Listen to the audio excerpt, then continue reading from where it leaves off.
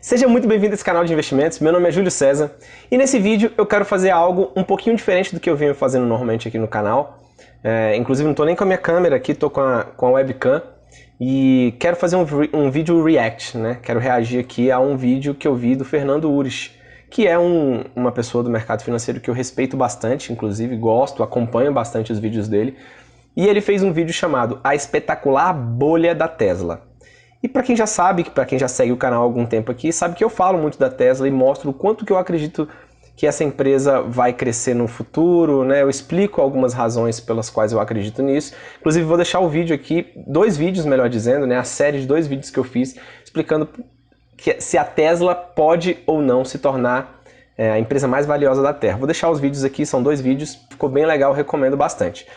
Mas para a gente começar esse vídeo, antes de eu começar a analisar o vídeo do Fernando Urich aqui, que ele fez lá no canal do YouTube dele, inclusive vou deixar o link do canal do YouTube dele aqui embaixo também, mas antes de fazer essa análise eu queria falar que é uma coisa muito comum no mercado financeiro, e não só no mercado financeiro, mas no nosso país de maneira geral, é que as pessoas analisam as empresas se esquecendo de um ponto muito importante, as vantagens competitivas. Porque qual que é a ideia aqui? Quando a gente vai analisar um negócio, a gente tem que analisar alguns pontos. O primeiro são as demonstrações financeiras da empresa, né? Você vai fazer uma análise fundamentalista, uma análise dos fundamentos daquele negócio, para saber se ele é bom, se ele dá lucro, se ele é um negócio que tem muitas dívidas, como é que está a estrutura de capital da empresa, aquela coisa toda. Então você tem que analisar ali a DRE, o balanço patrimonial e as outras demonstrações financeiras. O que acontece? Se você fica só nessa parte financeira, você tende a perder um pouco da mão na hora de analisar uma empresa. Por que eu estou falando isso? Porque muitas vezes, né, se você fosse analisar o case do Uber no começo, talvez não fosse um case lá, essas coisas, na parte financeira, na parte de balanço patrimonial e de demonstrações financeiras. Então, você tem que analisar também as vantagens competitivas daquela empresa. Mas o que eu quero mostrar nesse vídeo aqui é simples.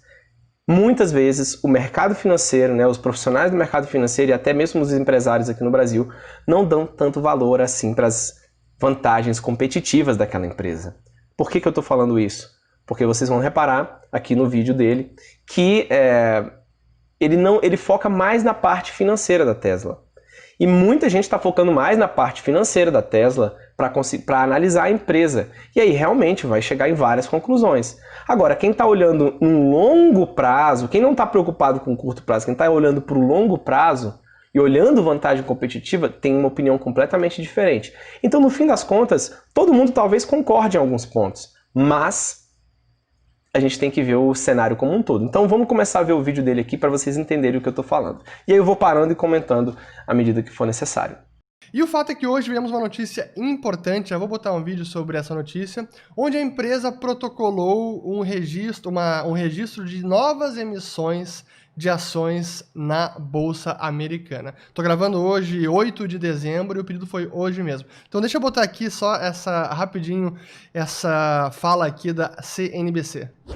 Welcome back to Squawk Box. Tesla taking advantage of its surging stock price in a just released SEC filing. Tesla said it planned to sell $5 billion in shares, quote, from time to time in an at-the-market offering. Now, Tesla is set to join the S&P 500 later this month, and its stock is up, as we've talked so much about, 667% this year. But taking advantage of the moment, another $5 billion. If you ever thought this company was going to run out of cash, if you can keep selling shares at the rate that they're going, that won't be an issue for a very, very long time, if ever. Então vejam aqui a fala do âncora ali da CNBC, né? E é engraçado até a linguagem corporal dele reportando a notícia meio incrédulo, assim, olha, já falamos da Tesla tanto, a ação subiu mais de 600% nesse ano e agora provavelmente eles nem mais terão problemas de caixa, se é que terão problemas em algum momento da sua história. E só em 2020... ela está com essa performance de mais de 650%. É um negócio brutal. E uma das razões era a expectativa de ser incluída no índice S&P 500. Finalmente foi incluída, até em setembro, quando eu fiz o vídeo anterior, ela acabou não sendo incluída, era uma expectativa.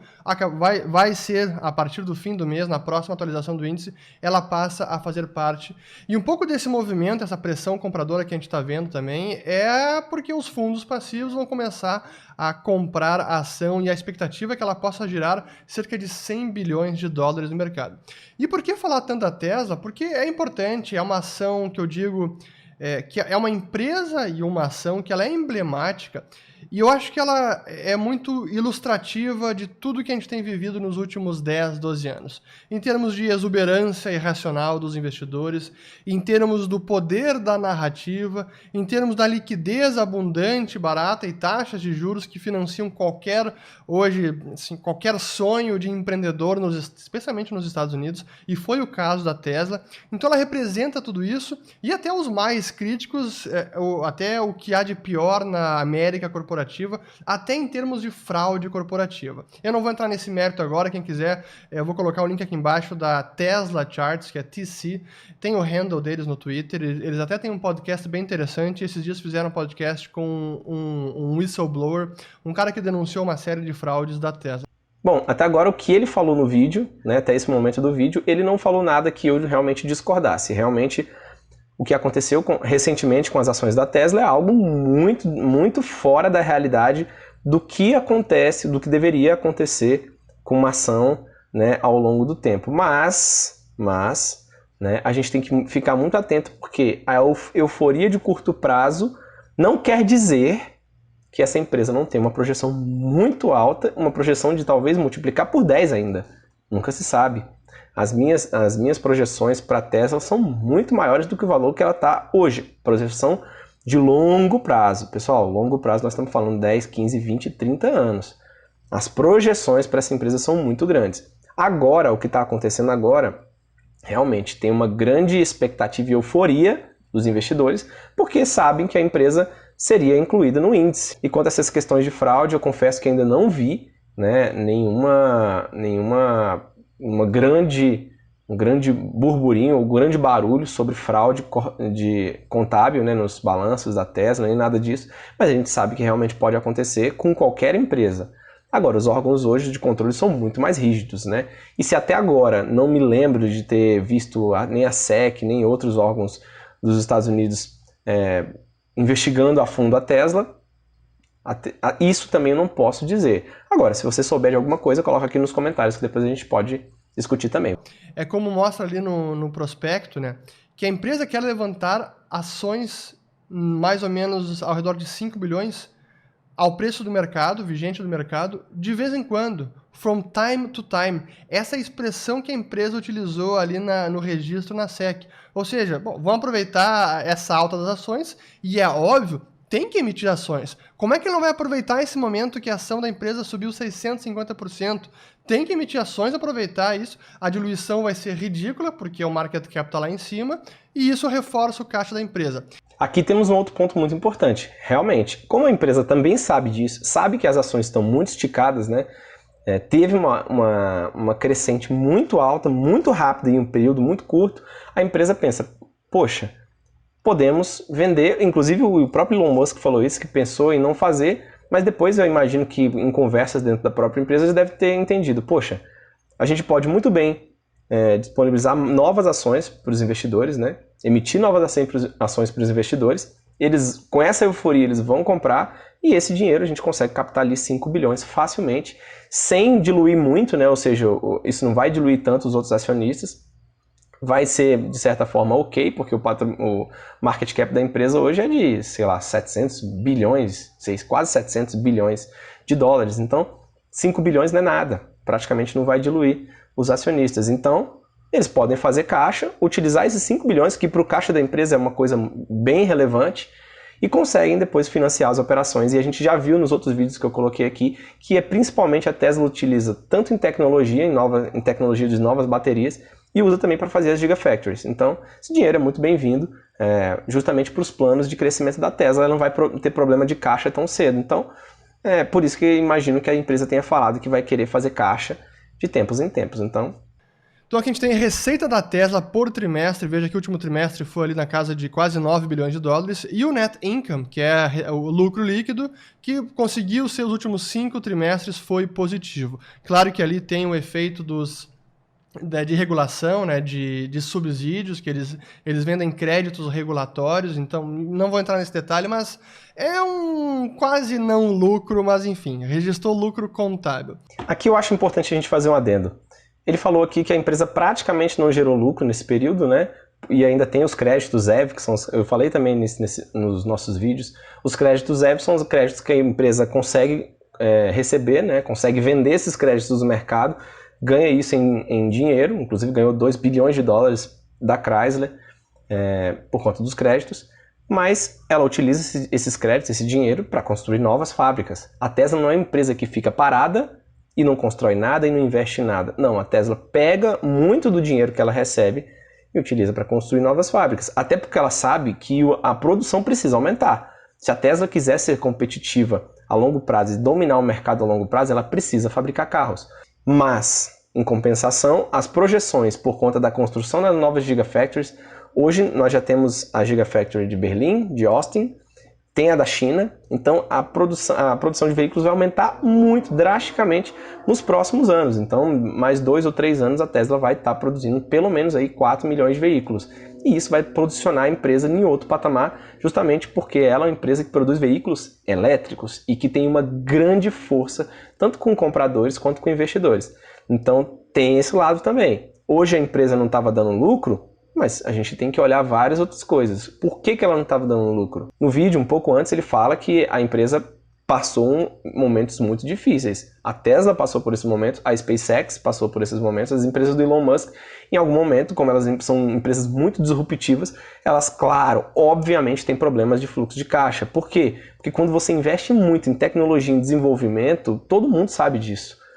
A empresa tende a passar por períodos difíceis, porque demanda muito dinheiro que às vezes não tem o retorno tão rápido. Então era normal, era esperado que fosse assim. É claro que não se esperava que a Tesla quebrasse, mas ela não quebrou. E agora a gente já está em outra fase completamente diferente. Então eu acho que quando se fala em lucratividade, a gente tem que olhar os últimos períodos. Como que a lucratividade começou a aumentar, e isso ele vai mostrar em breve. Caixa das operações, que realmente começou a ser mais positivo. A necessidade de caixa pela parte de investimentos, bem negativo. E vejam lá em 2017, como era uma posição negativa, era quase 2 bilhões por trimestre, necessidade de caixa, e a operação não dava caixa positivo. Então, realmente, era uma posição complicada. Ele não emitia tantas ações naquele momento, não tinha essa capacidade, e o que ele fazia? Tinha que recorrer ao mercado de dívida. Vou botar aqui, ó. E aqui tem a dívida de longo prazo, que chegou a ser 10 bilhões de dólares lá em meados, no terceiro trimestre de 2017. E depois ficou estanque e segue nesse patamar de pouco menos de 10 bilhões de dólares. E é o que ele fez nesse ano, conseguiu finalmente emitir ações, então emitiu ação, teve esse ano no primeiro trimestre, que foi ali quase 2 bilhões e meio, depois os 5 bilhões no terceiro trimestre, e agora novamente deve acabar o ano, antes de acabar o ano, com mais uma emissão de 5 bilhões de dólares, e como eles falaram ali, talvez de vez em quando nós faremos novas emissões assim. Então veja aqui o caixa da empresa, que vem aumentando, está ali acima de, deixa eu botar de novo em tela cheia, acima de 14 bilhões, quase 15 bilhões em caixa, e se emitir agora mais esses 5 bilhões antes de acabar o ano, vai terminar o ano com quase 20 bilhões em caixa, e que é uma posição confortável para a Tesla. Então realmente notícias surreais aqui do mercado americano da Tesla. E é o que a gente vê aqui, esse gráfico do Holger Schepitz, que é ele escreve para o jornal alemão Die Welt, e aqui ele traz esse gráfico, então, mostrando, até botar em tela cheia novamente, valor de mercado aqui da Tesla, Toyota, Daimler e Volkswagen. Toyota, que era a maior montadora do planeta em valor de mercado, e a Tesla simplesmente disparou, e hoje vale mais de 600 bilhões de dólares. Então, mais de meio trilhão de dólares é o que a Tesla vale, e aqui a Toyota lá em 225. Fazendo um adendo aqui agora com o que ele acabou de falar também, lembrando que o valor de mercado da empresa subiu desse jeito porque a cotação das ações subiu dessa forma. E é claro, como a gente já falou, que é muito provável que por conta da inclusão da empresa no S&P 500, no índice, e aí os fundos têm que fazer o aporte, né, os fundos dos ETFs têm que fazer a compra das ações da Tesla obrigatoriamente para ajustar ao índice, então tem essa procura tão grande e os investidores acreditam que vão conseguir, que essa ação vai dar um rally de alta e compram e aí quando mais gente compra, mais ela sobe. Então, claro que tem um efeito bolha nesse curto prazo, né? Então isso é importante deixar claro. Mas o que pouca gente fala é o valor de mercado de uma empresa reflete as expectativas futuras com relação ao negócio. Então, assim, no longo prazo, tá? Não estou falando de curto prazo. No curto prazo, pessoal, simples. Qualquer coisa pode acontecer. A ação da empresa hoje está lá em cima, ela pode simplesmente despencar e voltar a $300, a $200. Pode acontecer isso? Claro que pode. No curto prazo, tudo pode acontecer. Mas a gente tem que entender qual é a expectativa futura do mercado e dos investidores perante esse negócio. É altíssima. Vamos falar de outra empresa. Ele acabou de mostrar o gráfico da Toyota também. Por que o gráfico da Toyota e da Volkswagen e das outras empresas da Daimler não está exponencial como o da Tesla, subindo agora? Simples, porque de alguma maneira os investidores não acreditam que aquela empresa vai ter um valor de mercado ou não tem tanta expectativa futura sobre essas empresas. Simples assim. Se alguém imaginasse que a Toyota daqui 10 anos vai quebrar todas as outras montadoras, todo mundo comprava ação da Toyota agora. É assim que funciona o mercado. Então, a expectativa futura é o que guia o preço de mercado agora. Então, não é uma surpresa. A Tesla começou a subir, a ação da Tesla começou a subir muito antes da inclusão da empresa no S&P 500. Ela foi incluída no S&P 500 por vários fatores, inclusive em outro vídeo a gente pode falar sobre isso. Um dos fatores, inclusive, é o fato da lucratividade ser seguida durante vários trimestres. Também tem um certo market cap, então tem muita coisa que envolve para que a empresa seja incluída no índice. Mas ela já veio conquistando isso ao longo dos trimestres e a ação dela já veio crescendo, especialmente depois que ela voltou a dar lucro. Ela começou, melhor dizendo, a dar lucro e esse lucro tende a aumentar muito, especialmente com a construção das Gigafactories e a produção aumentando. Então vamos fazer o EV to Sales. Então aqui a gente tem o da GM, últimos 5 anos, EV to Sales da GM e da Ford. Ali na casa de 1.3 e agora está em 1. Até botar em tela cheia novamente, em 1.3. Se a gente soma aqui o da Fiat, está em 0.2, é nada. Vou tirar o da Fiat porque ele bota para outro eixo. Da Toyota está em 1.4, mesmo valor também similar a esses pares. E aí se a gente bota aqui o da Tesla Inc., 21.7. E vejam o absurdo que foi agora, a partir de 2020, quando simplesmente decolou de 4 vezes para quase 22 vezes. É simplesmente surreal. Vocês viram agora ele mostrando aí um gráfico que fala do EV to Sales, ou seja, o quanto que é o valor de mercado da empresa com relação à receita. A Tesla está com EV to Sales de mais de 21, ou seja, ela vale no mercado 21 vezes, mais de 21 vezes o quanto ela fatura. Como se mostra hoje os valores realmente parece ser um absurdo, mas a gente tem que sempre lembrar que a projeção dessa empresa é de aumentar muito o faturamento nos próximos 2 anos. Muito. Talvez quadruplicar e quintuplicar. E a partir do momento também que a cotação cai, então se acontecer alguma queda, uma correção de cotação, esse número cai imediatamente. Então, se a gente só analisa um parâmetro, é muito complicado você pegar só um indicador e analisar para tirar uma conclusão a respeito da empresa. É claro que se você também fizer a comparação com a lucratividade da empresa, como ela começou a dar lucro agora, é muito difícil. Se você pegasse a Amazon um tempo atrás e fosse fazer esses mesmos indicadores, você ia achar valores talvez até maiores, porque a Amazon não deu lucro durante 20 anos. Então, assim, a gente tem que sempre entender isso. Esses indicadores são muito úteis, mas quando analisados em conjunto e também com as vantagens competitivas, com a projeção de crescimento da empresa, o quanto que ela pretende fazer de fábricas, porque as pessoas ficam meio perdidas achando que tem que comparar todo mundo com todo mundo. Você vê que ele pegou outras montadoras para comparar com a da Tesla.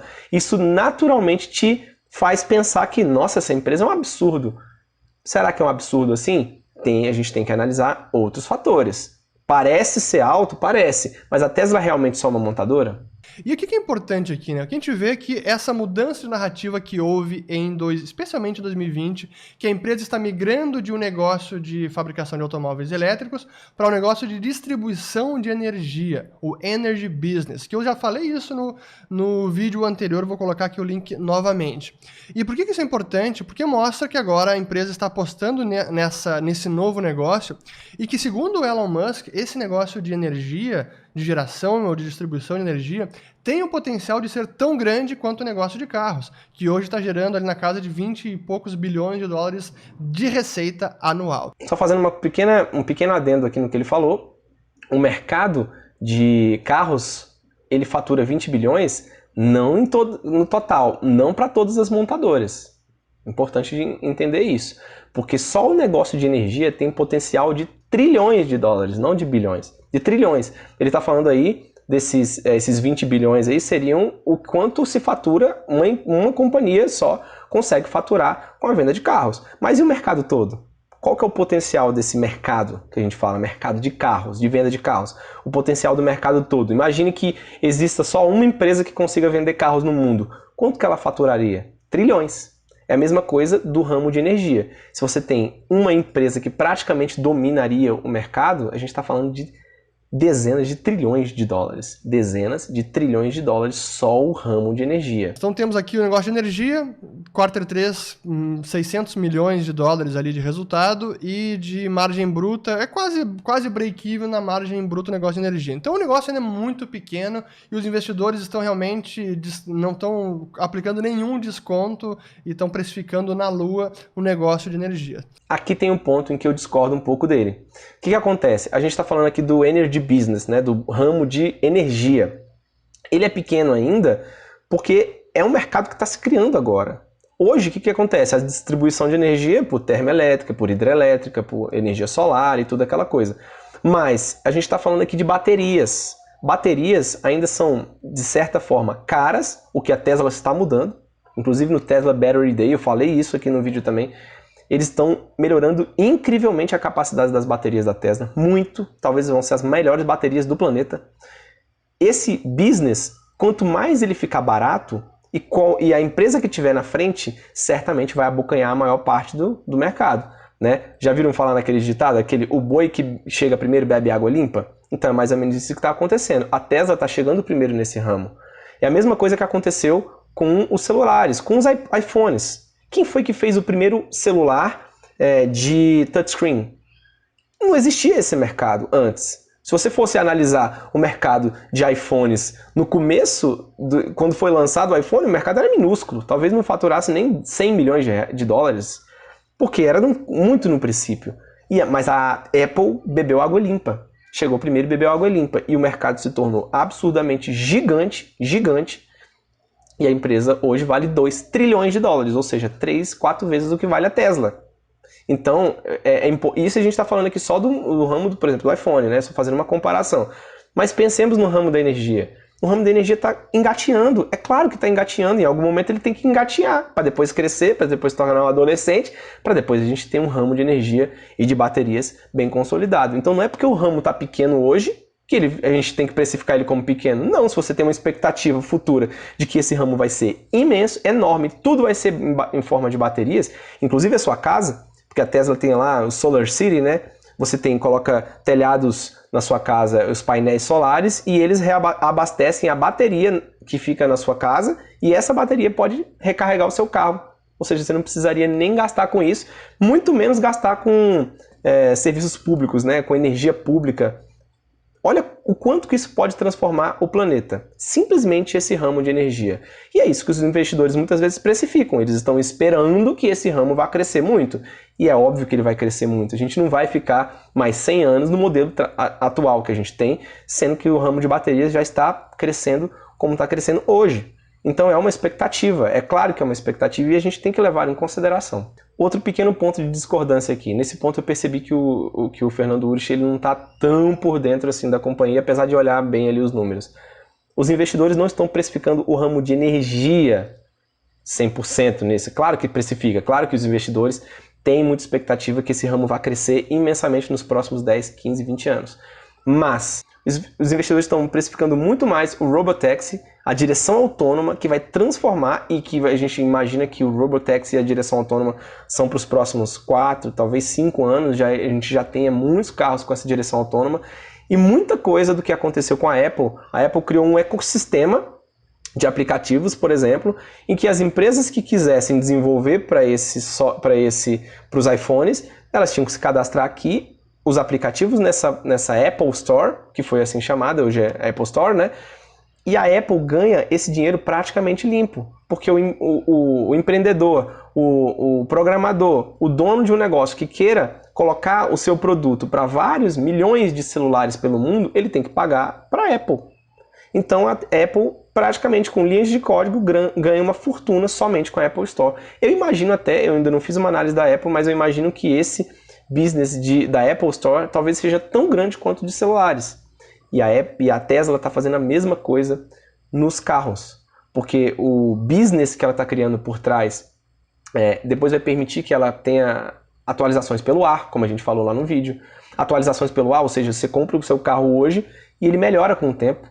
Você não vai precisar comprar outro carro daqui 2, 3 anos, seu carro é outro, de tanto que ele já foi melhorado. E a gente não está falando melhoria de joguinho, não, a gente está falando de melhoria de aceleração do carro, melhoria de frenagem, melhoria de segurança, melhoria de várias outras coisas dentro do carro, performance, economia de bateria, tudo isso pelo ar. Você vai lá e baixa uma atualização e às vezes paga para a Tesla, ou seja, ela te vende o carro e depois continua ganhando dinheiro com você. Quem já fez isso? Eu nunca vi isso. Então os investidores estão precificando outras coisas, não é só o ramo de energia. E o Fernando não falou nesse vídeo do ramo que a gente falou aqui do direção autônoma, do Robotaxi, não falou das outras coisas que a Tesla está trazendo para o mercado, por exemplo, o Cybertruck, não falou do Tesla Semi.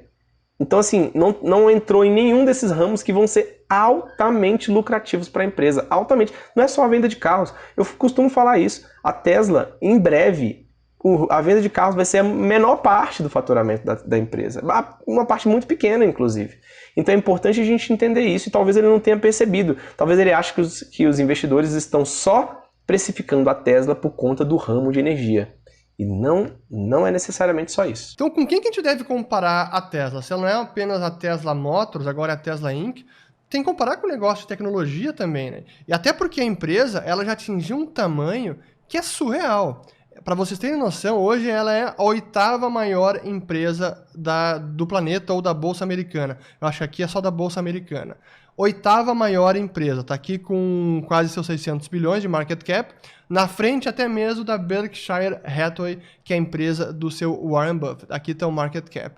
E se nós compararmos aqui a questão do valuation, vamos ver. Valuation, então. O price to earnings, o PI, preço sobre lucro, nem dá para comparar porque o da Tesla está 1.282. Então vamos ver aqui, no caso é o price to revenue, o price to sales, não é o EV to sales, mas igual. Dá para ter uma ideia. Realmente, da Tesla é o maior de todos. E é o maior de todos, não apenas entre as 10 primeiras empresas, mas entre várias. Se a gente for aqui olhando para baixo, é a maior, ainda não achei uma maior que ela, ou mais esticada em termos de valuation. Só para lembrar, Price to Earnings é o PL, o famoso PL aqui, que significa o preço, né, o preço da ação, né, sobre o lucro por ação. Ou seja, a gente pode fazer mais ou menos o mesmo comparativo que seria ali o valor da empresa sobre o lucro da empresa, né? A gente vê, como eu já tinha falado, que agora que a empresa começou a dar lucro, melhor dizendo, agora que a empresa começou a se tornar lucrativa, e um lucro ainda muito incipiente, tá um lucro baixo. E como a cotação, a expectativa sobre as ações é muito grande agora, esse indicador agora dá muito esticado. Mas o que se espera desse indicador é que ele caia com o tempo. Claro, primeiro que vai aumentar o lucro, e segundo, que o valor da empresa talvez fique no mesmo patamar ou até que dê uma queda, dependendo se a gente tiver uma correção aí das ações. Então a tendência desse indicador é que ele fique mais plausível. Só que ele falou que iria comparar com as empresas de tecnologia aí, e ele não fez essa comparação. Você tem que comparar banana com banana. Se você quer comparar a Tesla com outra empresa, você tem que pegar essa outra empresa no momento em que a Tesla também estava. Porque se você compara outras empresas que já estão consolidadas com a Tesla hoje, a Tesla ainda não está consolidada. A Tesla tem sim uma expectativa com relação à empresa. É a mesma coisa que você comparar a Amazon de antes a Amazon de antes com a Apple de hoje. É injusta a comparação. Você tem que comparar mais ou menos enquanto elas estavam em momentos parecidos, o que acontecia com o PL delas. A gente tem que analisar quanto que era o PL da Amazon. Quanto que é o PE, né? Quanto que era o PE ou o PL da Amazon? Quanto que era o PE ou o PL da Apple na época? Quando elas também estavam nesse patamar, nesse momento da Tesla. Muito cuidado quando você vai analisar uma empresa hoje, uma empresa consolidada hoje, com uma empresa que está crescendo, né? Ainda está numa fase de consolidação. Como eu falei, a tendência é que a lucratividade da empresa comece a subir, especialmente quando ela começar a produzir. A Tesla já tem as Gigafactories. Não é aquela, mas se ela produzir... Não, ela já tem as Gigafactories. As Gigafactories já estão começando a produzir mais. Só precisa de um tempo. Mas, quando começar a aumentar a lucratividade, se os patamares de preço ficarem no mesmo tamanho, a tendência é que o PL seja menor. E caia e fique num patamar padrão, que é o que ele mostrou aí. Então... para mim essa não cola muito não. Então se a gente comparasse o EV to Sales dessas empresas de tecnologia, vou botar aqui até o year to date e vou botar agora em tela cheia. Veja que as empresas de tecnologia como a Tesla em 2020, de fato, deu uma esticada e descolou do restante do mercado, mesmo do que a gente pode considerar como seus pares, que são outras empresas de tecnologia. De novo, o que a gente falou, está comparando banana com maçã. Porque se você está comparando a Apple no momento que ela ainda está se consolidando sua receita e seus lucros, com empresas que já estão consolidadas em receita e lucro, é uma comparação injusta. Você pode pensar, mas poxa, Júlio, mas essas empresas estão valendo muito próximo, a Tesla está com esse valor absurdo. E é verdade. E eu não disse aqui no começo que a gente acredita que muito disso se deve à inclusão no S&P 500, a euforia dos investidores com curto prazo, e também, como a gente já falou aqui, ela já vinha crescendo um pouco por conta da expectativa que tinha com todas essas novas tecnologias. Todas essas novas tecnologias fizeram com que a empresa fosse crescendo o valor, a cotação das ações por conta da expectativa. Então é natural que o preço sobre lucro fique muito esticado. Agora, uma coisa que a gente tem que falar aqui também é sobre as vendas. Imagina, se você começasse um negócio hoje, alguém te desse R$1 bilhão. Você começasse o seu negócio hoje, daqui 3, 4 meses, o que aconteceria com o seu faturamento? Ele seria equivalente a uma empresa que tem R$1 bilhão de valor? Não. Por quê? Porque não deu nem tempo de você conseguir fazer aquela crescente. Por que as vendas ainda não são tão altas? Porque as Gigafactories ainda estão sendo construídas. Elas já existem, elas já estão lá, já estão finalizando as construções. Mas ainda precisa começar a produção. O que se espera já para o ano que vem é que assim que essas fábricas que já estão praticamente prontas começarem a produzir, o número de veículos produzidos pela Tesla vai de 500 mil para 2,5 milhões. Assim.